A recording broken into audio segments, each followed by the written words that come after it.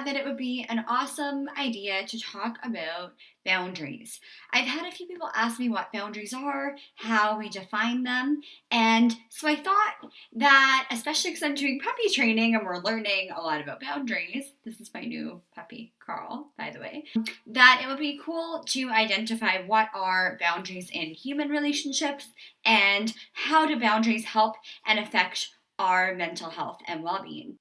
So I was reading Brené Brown the other day, and a quote really stood out to me that I wanted to share in this video because she says that daring to set boundaries is about having the courage to love yourself even when we risk disappointing others.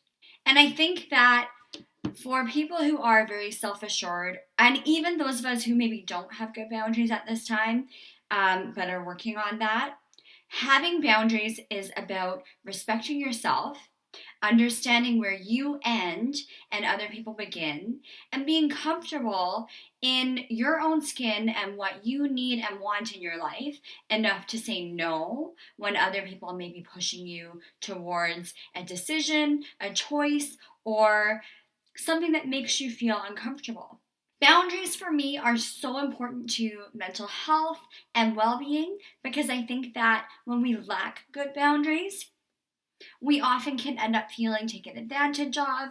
It can cause us to be anxious, depressed, and feel like we've betrayed ourselves sometimes as well because we haven't upheld the boundaries that we have in our own lives based on our values and belief systems. And so when we talk about violating boundaries, we're talking about violations of personal space, maybe violations of emotion. This can be financial. And the other forms of boundaries that can be crossed are also things like sexual, physical, and even things like being pressured to use drugs, alcohol, or do things to our bodies that we don't feel comfortable doing.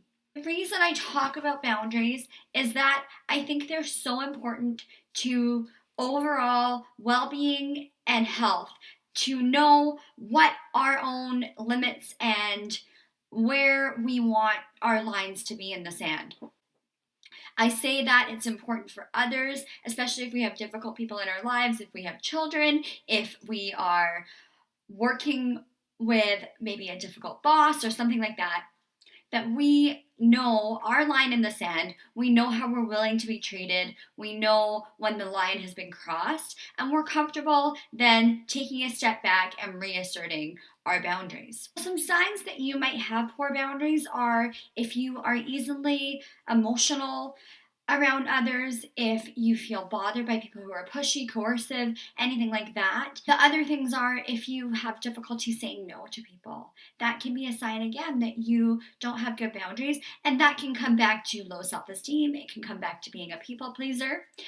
A lot of people who don't have good personal boundaries grew up in homes where their boundaries weren't respected, and so they never really learned how to set boundaries or that boundaries were important for them. And the problem with not having boundaries is that it leaves us very wide open to feelings of guilt, resentment, feeling like we have been violated in some way. And so it's really important to know yourself and know your limits in order to have healthy relationships with others and to be effective in having successful relationships, friendships, partnerships, all of those kinds of things. Having good boundaries is about knowing that you have rights and respecting yourself. So it's not even about the other person, and quite often when we do set boundaries, people respect us more and they know that they can't push us beyond a limit. So if you don't have good boundaries, it's okay. Boundaries can be learned over time. They are not set in stone in one way, and it doesn't mean that you're always going to have poor boundaries with people in your lives.